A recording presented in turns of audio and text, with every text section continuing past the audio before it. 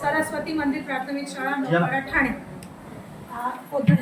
कविता Poddar madam आमच्याकडे surplus होऊन आल्या झाली बरीच वर्ष, पण नवीन आल्या आहेत असं आम्हाला कधी काही जाणवलं नाही.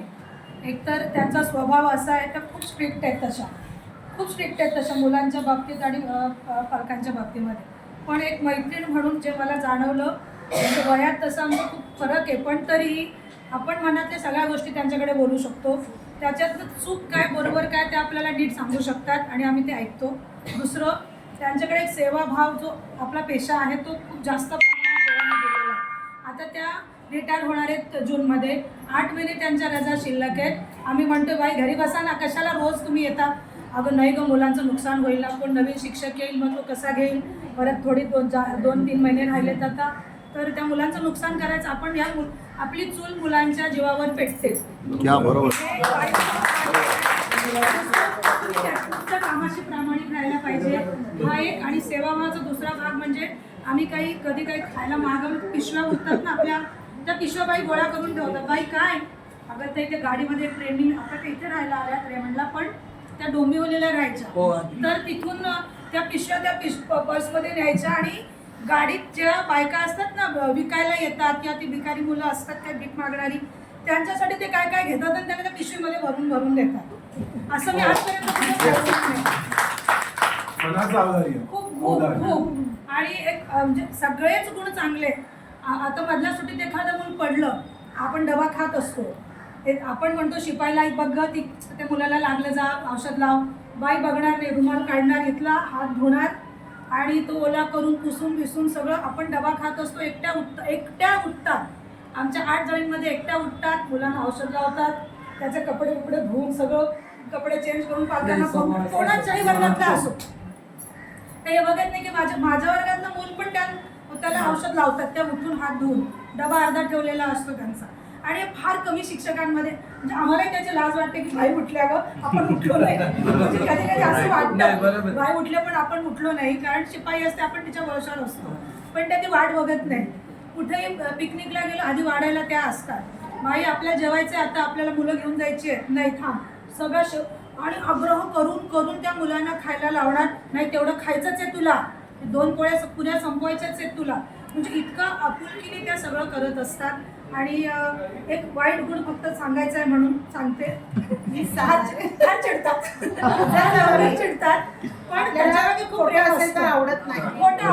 आपण काही चर्चा करा, मी तिथेच बोलणार. आता जरा कुलूप लावले कारण 5च महिने राहिले.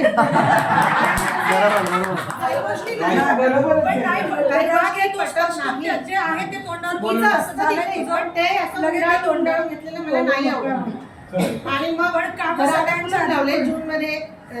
सप्टेंबर आहे माझा वाढदिवस, पण आधी आई बाबांनी जून मध्ये केल्यामुळे जूनला मी रिटायर होणार, तर ते थोडंसं आता मी कंट्रोल करते, पण हजर जबाबी आहे मी. आणि स्पष्ट तुम्ही काही म्हणा, मला आहे ते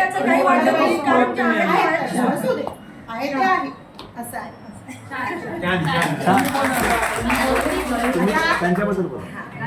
आम्ही सरप्लसहून आलोय. आधी मी ठाण्यातलीच आहे, त्यामुळे सरस्वती म्हटल्यावर आमच्यासाठी एक आदर्श डोळ्यासमोर आहे.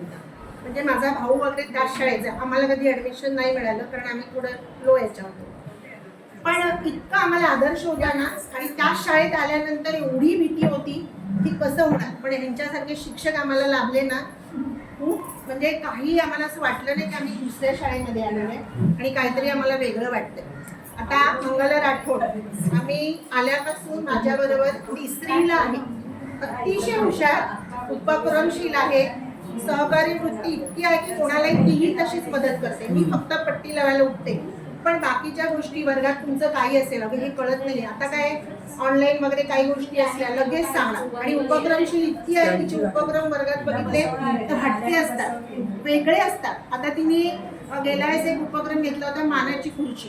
पहिला घेतला आमच्या मुख्याध्यापक बाईंचा, आणि आता घेतला आमच्याकडे एक शिक्षक जानेवारीला रिटायर होणार आहे त्यांचा घेतला. आता कदाचित माझा असेल. अतिशय उत्तम. आणि काही असू दे, शाळेमध्ये काही असेल ना कार्यक्रम, त्याच्यात ती पहिली असते. आम्हाला कंटाळ येतो, काय एवढी हे आहे कशाला, पण घेते. आता आमच्याकडे एक कार्यक्रम झाला 8-10 दिवस, बालदिनाचा एक हे होता, म्हणजे स्पर्धेमध्ये नाच न्यायचा होता. तिन्ही पालकांना बोलवून त्या मुलांना जमवून जागा नाही वर्ग नाही कुठे ऍडजस्ट करून तो घेतला. दुसऱ्या दिवशी तो सकाळी इकडे काशीनाथ घाणेकरच्या इथे कार्यक्रम होते, तिथे सुद्धा ती गेली 6:30 वाजता सकाळी जाऊन. एवढा उपक्रम आणि कधी कोणालाही मदत करणं असे आहे. सगळे तिचे हे असतात की हटके असतात. बाईंना सुद्धा कुठे सहल निघायचे काही निघायचं, वर्ग तर तिचा छानच असतो त्याबद्दल काहीच नाही. पण आम्ही वर्ग घेतले तर ह्या काही गोष्टी असतात त्या आपल्याला जराशा कठीण वाटतात. नाही नाचता आलं तरी ती नाचता नाही आलं तर ती करणार, ती मुलांना बोलवणार पालकांना बोलवणार.